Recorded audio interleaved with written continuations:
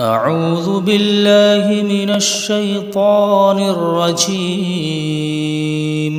بسم الله الرحمن الرحيم. الحمد لله الذي أنزل على عبده الكتاب ولم يجعل له عوجا قيما لينذر بأسا شديدا من لدنه ويبشر المؤمنين الذين يعملون الصالحات أن لهم أجرا حسنا ماكثين فيه أبدا وينذر الذين قالوا اتخذ الله ولدا ما لهم به من علم ولا لآبائهم كبرت كلمة تخرج من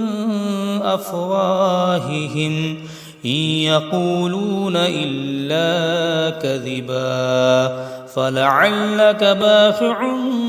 نفسك على آثارهم إن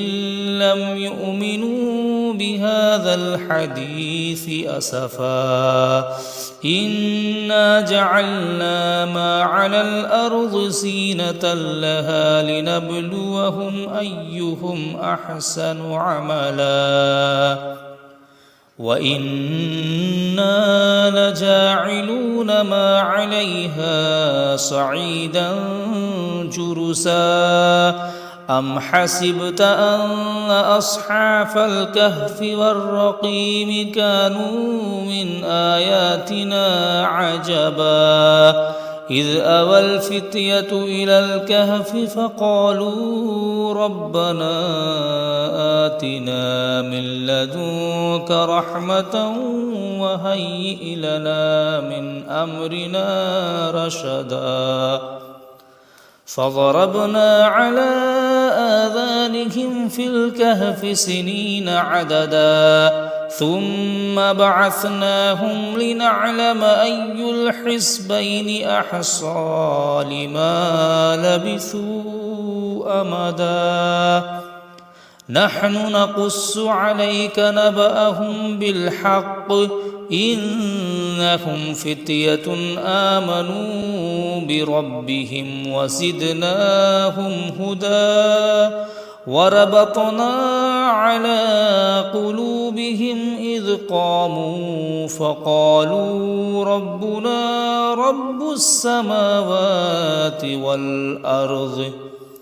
فقالوا ربنا رب السماوات والأرض لن ندعو من دونه إلها لقد قلنا إذا شططا هؤلاء قوم اتخذوا من دونه آلهة لولا يأتون عليهم بسلطان بين فمن أظلم ممن افترى على الله كذبا وإذ اعتزلتموهم وما يعبدون إلا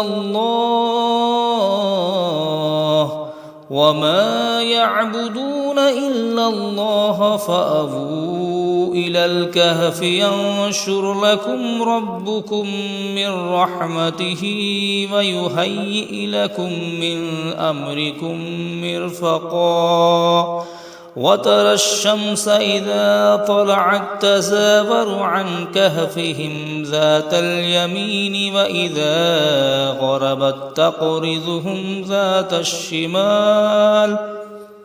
وإذا غربت تقرضهم ذات الشمال وهم في فجوة منه ذلك من آيات الله من يهد الله فهو المهتد ومن يضلل فلن تجد له وليا مرشدا وتحسبهم أيقاظا وهم رقود ونقلبهم ذات اليمين وذات الشمال وكلبهم باسط ذراعيه بالوصيد لو اطلعت عليهم لوليت منهم فرارا ولملئت منهم رعبا وكذلك بعثناهم ليتساءلون بينهم قال قائل منهم كم لبثتم قالوا لبثنا يوما أو بعض يوم قالوا ربكم أعلم بما لبثتم فابعثوا أحدكم بورقكم هذه إلى المدينة فلينصر أيها أزكى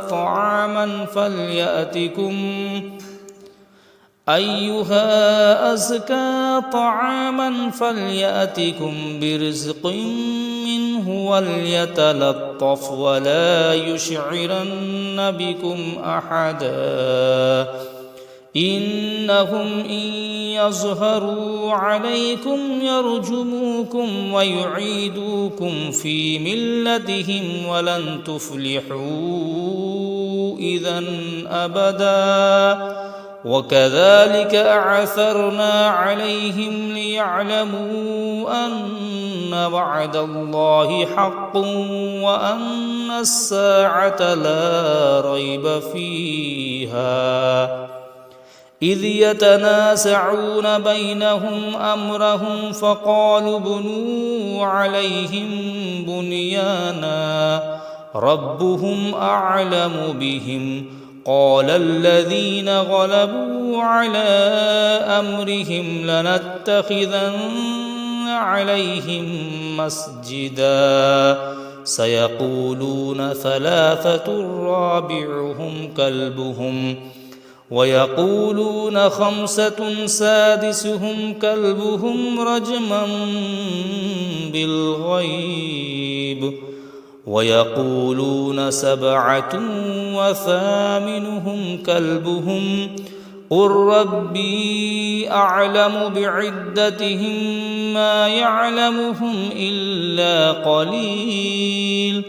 فلا تمار فيهم إلا مراء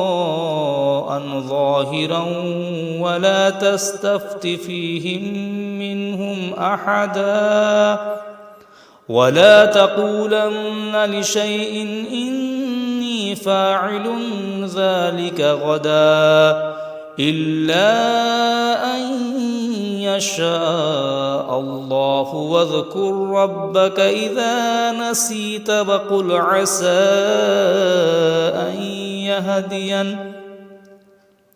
وقل عسى أن يهديني ربي لأقرب من هذا رشدا ولبثوا في كهفهم 300 سنين وازدادوا 9 قل الله أعلم بما لبثوا له غيب السماوات والأرض أبصر به وأسمع ما لهم من دونه من ولي ولا يشرك في حكمه أحدا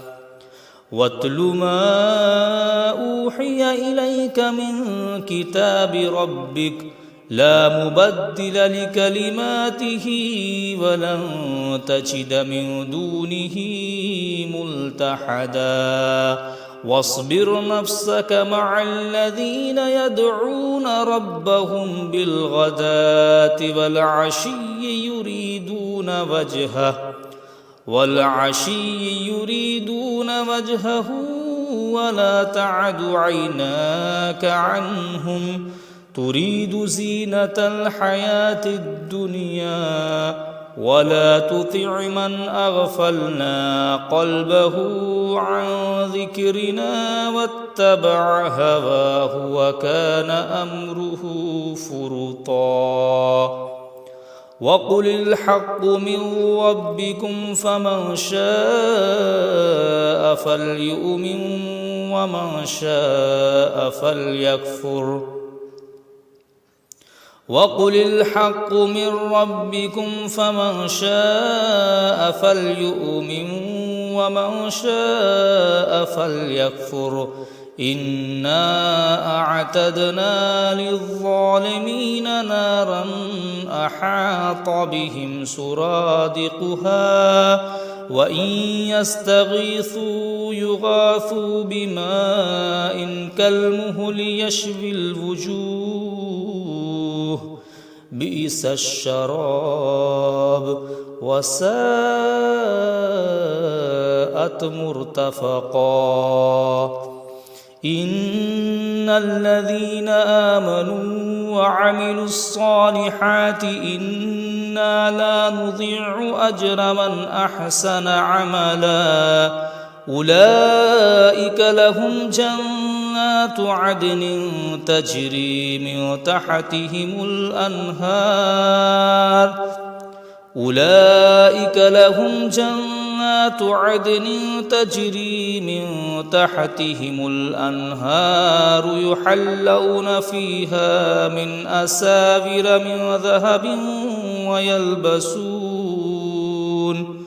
من ذهب ويلبسون ثيابا خضرا من سندس واستبرق متكئين فيها على الأرائك نعم الثواب وحسنت مرتفقا واضرب لهم مثل الرجلين جعلنا لأحدهما جنتين من أعناب وحففناهما بنخل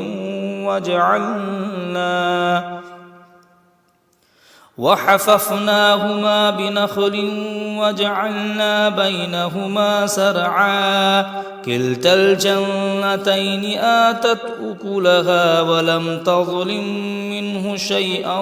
وفجرنا خلالهما نهرا وكان له ثمر فقال لصاحبه وهو يحاوره أنا أكثر منك مالا وأعز نفرا ودخل جنته وهو ظالم لنفسه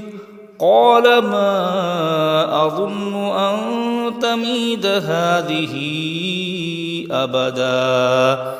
وما أظن الساعة قائمة ولئن رددت إلى ربي لأجدن خيرا منها منقلبا قال له صاحبه وهو يحاوره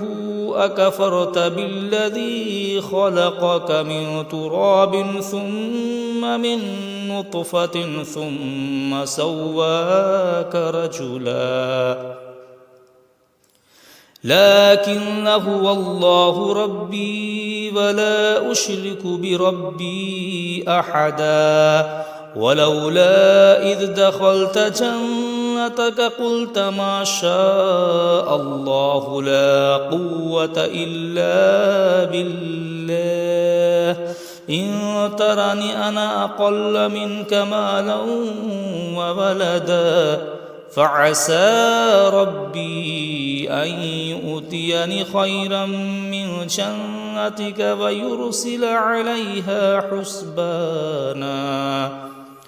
ويرسل عليها حسبانا من السماء فتصبح صعيدا زلقا أو يصبح ماؤها غورا فلن تستطيع له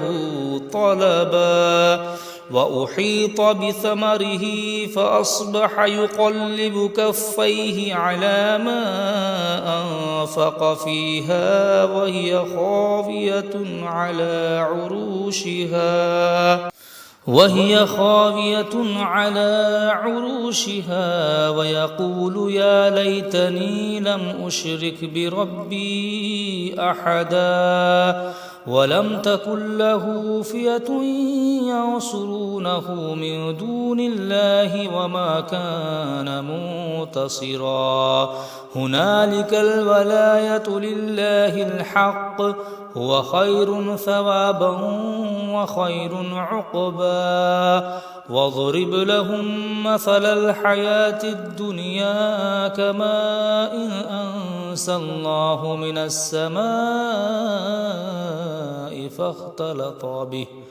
من السماء فاختلط به نبات الأرض فأصبح هشيما تذروه الرياح وكان الله على كل شيء مقتدرا المال والبنون زينة الحياة الدنيا والباقيات الصالحات خير عند ربك ثوابا وخير أملا ويوم نسير الجبال وترى الأرض بارزة وحشرناهم فلم نغادر منهم أحدا وعرضوا على ربك صفا لقد جئتمونا كما خلقناكم أول مرة بل زعمتم أن لن نجعل لكم موعدا ووضع الكتاب فترى المجرمين مشفقين مما فيه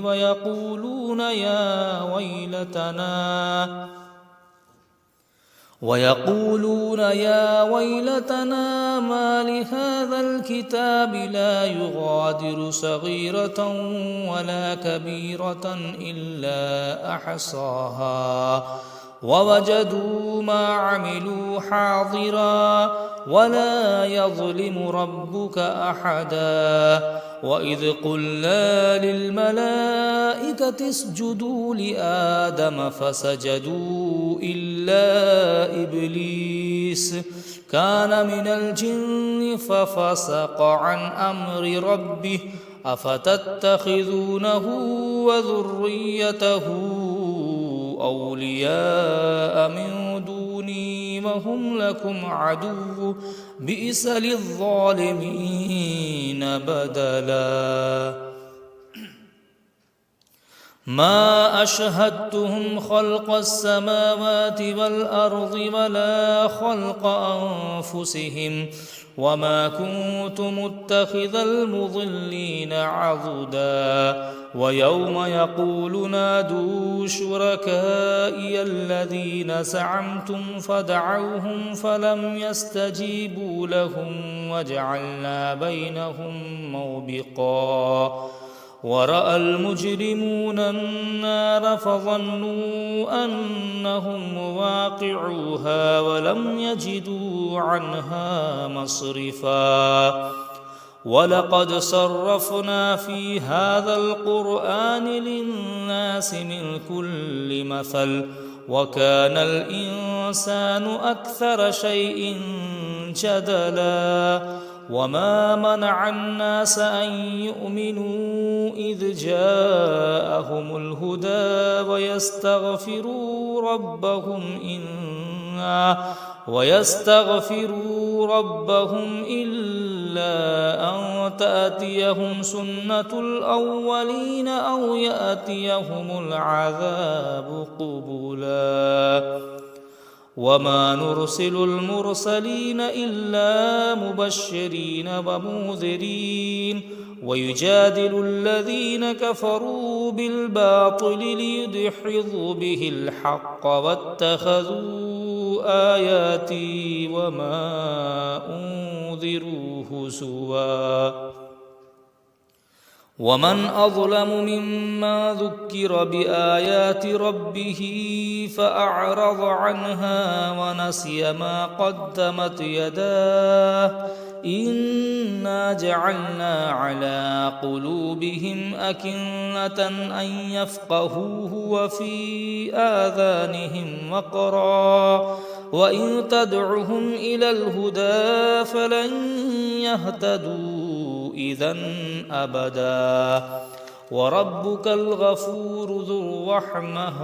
لو يؤاخذهم بما كسبوا لعجل لهم العذاب بل لهم موعد لن يجدوا من دونه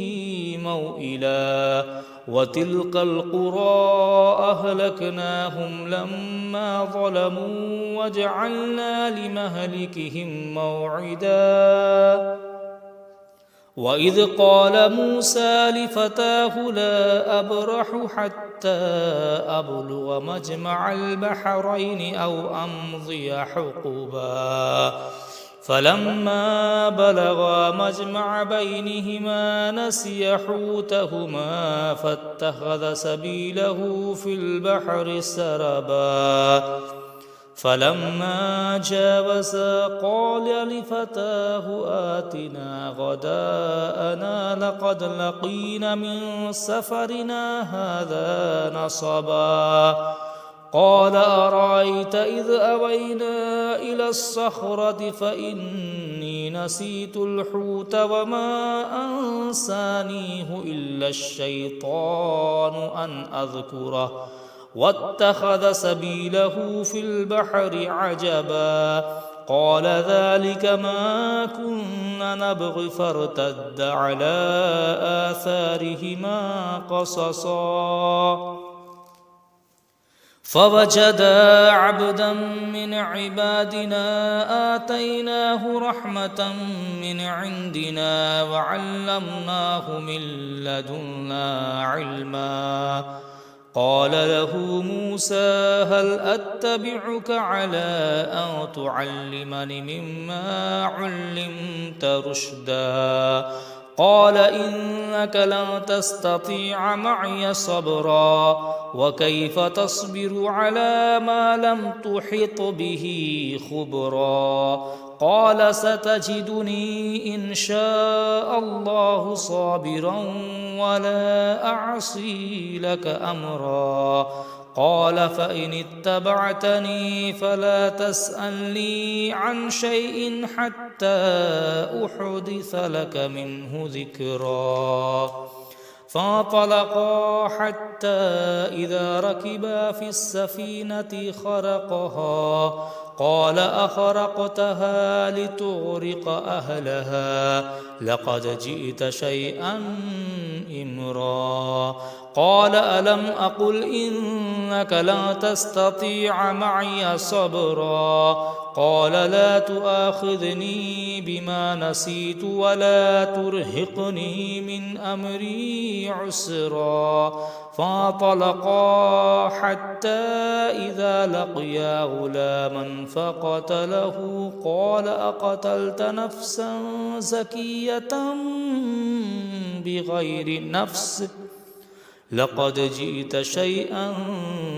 نكرا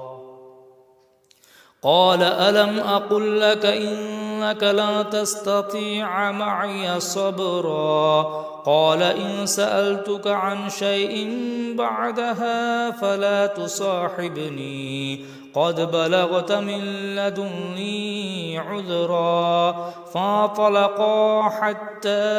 إذا أتيا أهل قرية استطعما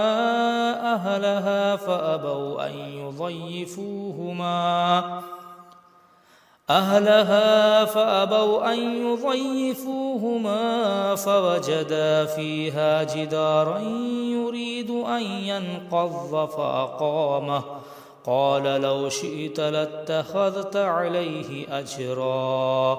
قال هذا فراق بيني وبينك سأنبئك بتأويل ما لم تستطع عليه صبرا أما السفينة فكانت لمساكين يعملون في البحر فأردت أن أعيبها وكان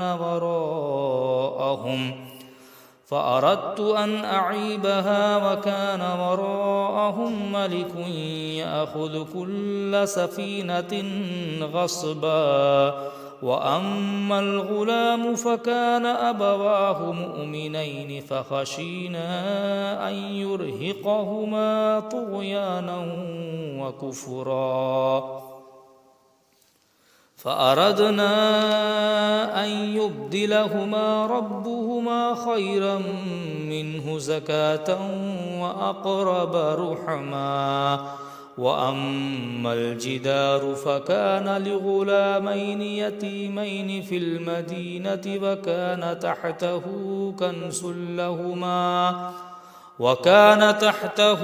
كنز لهما وكان أبوهما صالحا فأراد ربك أن يبلغا أشدهما ويستخرجا كنزهما رحمة من ربك وما فعلته عن أمري ذلك تأويل ما لم تستطع عليه صبرا ويسألونك عن ذي القرنين قل سأتلو عليكم منه ذكرا إنا مكنا له في الأرض وآتيناه من كل شيء سببا فأتبع سببا حتى إذا بلغ مغرب الشمس وجدها تغرب في عين حمية ووجد عندها قوما قلنا يا ذا القرنين إما أن تعذب وإما أن تتخذ فيهم حسنا قال أما من ظلم فسوف نعذبه ثم يرد إلى ربه فيعذبه عذابا نكرا وأما من آمن وعمل صالحا فله جزاء الحسنى وسنقول له من أمرنا يسرا ثم أتبع سببا حتى إذا بلغ مطلع الشمس وجدها تطلع على قوم لم نجعل لهم من دونها سترا كذلك وقد أحطنا بما لديه خبرا ثم أتبع سببا حتى إذا بلغ بين السدين وجد من دونهما قوما لا يكادون يفقهون قولا قالوا يا ذا القرنين إن يأجوج ومأجوج مفسدون في الأرض فهل نجعل لك خرجا على أن تجعل بيننا وبينهم سدا قال ما مكنني فيه ربي خير فأعينوني بقوة أجعل بينكم وبينهم ردما آتوني سبل الحديد حتى إذا ساوى بين الصدفين قال انفخوا حتى إذا جعله نارا قال آتوني أفرغ عليه قطرا فما استطاعوا أن يظهروه وما استطاعوا له نقبا قال هذا رحمة من ربي فإذا جاء وعد ربي جعله دكاء وكان وعد ربي حقا وتركنا بعضهم يومئذ يموج في بعض ونفخ في الصور فجمعناهم جمعا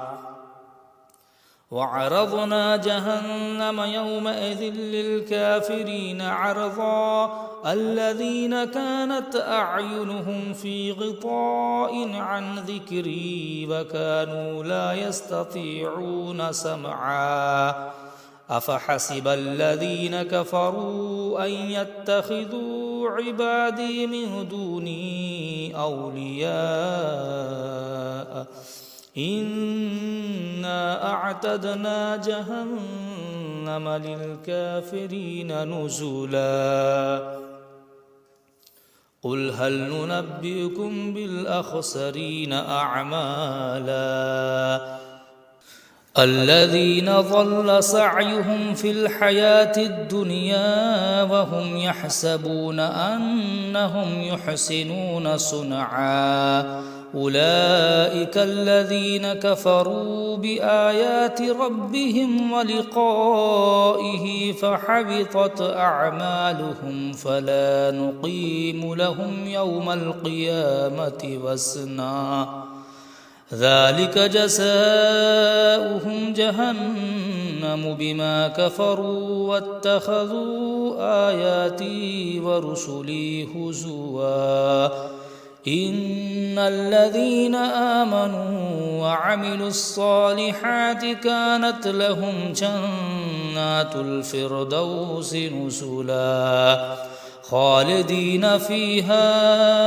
لا يبغون عنها حولا قل لو كان البحر مدادا لكلمات ربي لنفد البحر قبل أن تنفد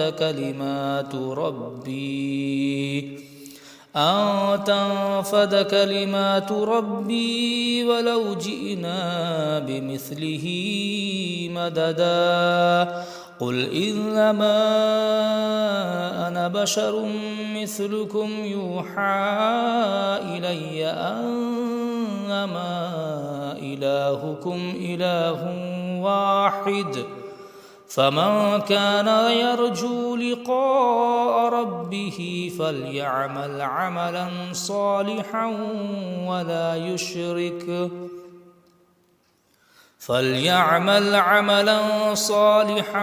ولا يشرك بعبادة ربه أحدا.